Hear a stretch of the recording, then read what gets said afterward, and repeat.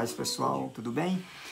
Hoje eu quero compartilhar um texto com você que se encontra no Evangelho de João, no capítulo de número 3, versículo 14, que diz: Pois assim como Moisés levantou a serpente de bronze no deserto, também é necessário que o Filho do Homem seja levantado. Sempre tive dificuldades quando, ainda criança, li esse texto pela primeira vez.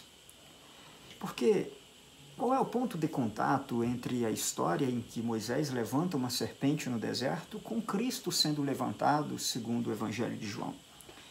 Para a gente entender, a gente precisa voltar em Números, capítulo de número 21, versículo 4, onde está registrada essa história.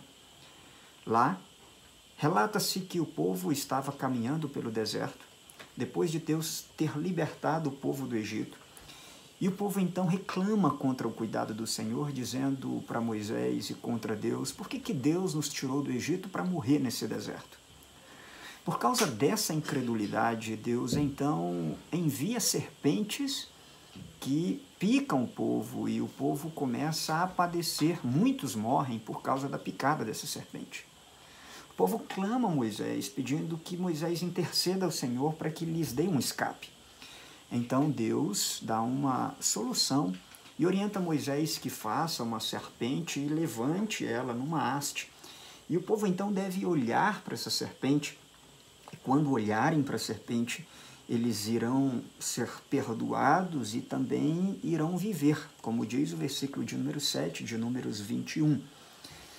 Então, por que uma serpente de bronze? Aliás, a serpente de bronze em si não cura nada. Isso é apenas um símbolo.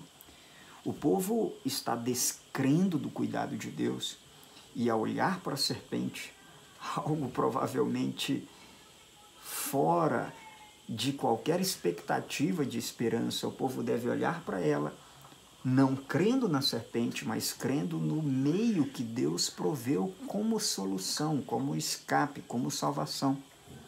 Ao olhar para a serpente, crendo que, sendo o método de Deus, eles serão curados, as pessoas estariam fazendo o inverso daquilo que foi o seu pecado, que é a incredulidade, isto é, confiando em Deus.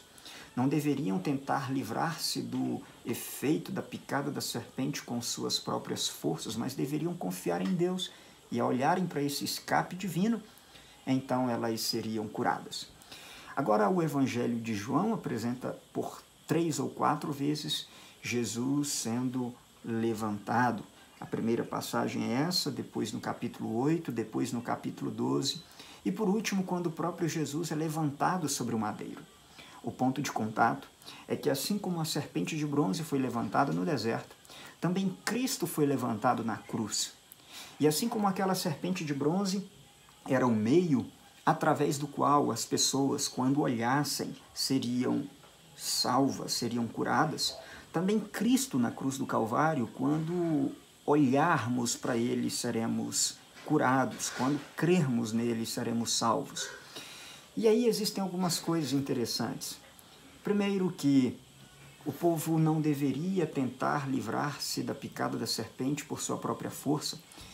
E quando olhamos para Cristo na cruz do Calvário, devemos nos lembrar que não somos capazes de nos livrar do nosso pecado por nós mesmos. Agora, olha que coisa interessante.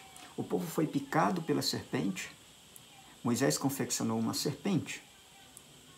E qual é essa relação entre Jesus? Nós somos condenados por nosso pecado, mas Cristo, segundo Paulo escrevendo aos Coríntios, no capítulo 5, versículo 21, diz que Cristo se fez pecado por nós. Então, assim como o povo foi picado pela serpente e olhou para a serpente de bronze, também nós, que somos condenados por nossos pecados, olhamos para Cristo, que se fez pecado por nós, a fim de nos salvar.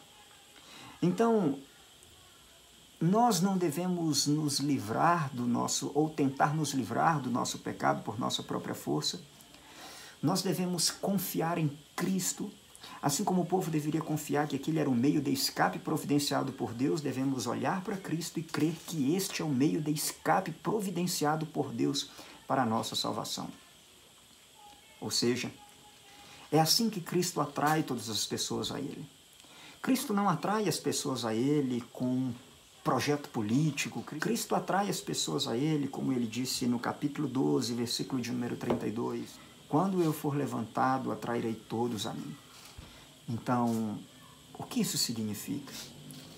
As pessoas são atraídas a Cristo por causa do seu sacrifício. É por meio do amor demonstrado na cruz do Calvário que nós, em olhando para Cristo, somos salvos dos nossos pecados e somos atraídos a Ele. Somos atraídos a Ele pelo sacrifício de amor que Ele realizou por nós. E eu acredito que é assim que a Igreja de Cristo deve atrair as pessoas a ela. Não é saindo das redes sociais e acusando todo mundo, e gritando contra todo mundo, e xingando todo mundo. É a maneira adequada para que nós atraiamos as pessoas ao Evangelho.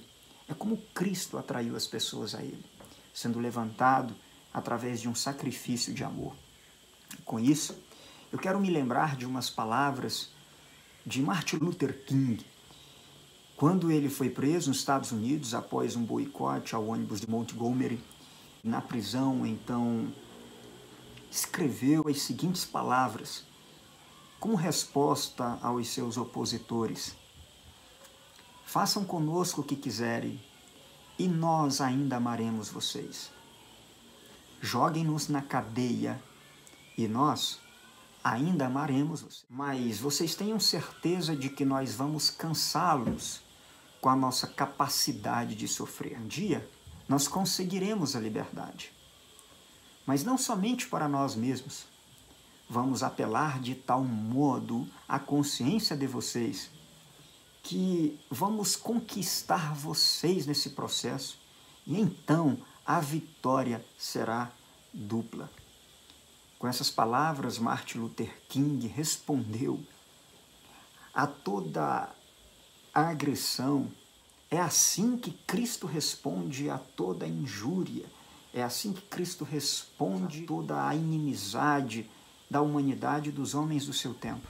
E mesmo na cruz, ele disse: Pai, perdoa-os porque eles não sabem o que fazem. Que esse Evangelho, que essa mensagem, que essa forma de pensar o Evangelho possa tomar conta de nós, a fim de que vivamos como Cristo quer que vivamos. Que Deus abençoe a tua vida.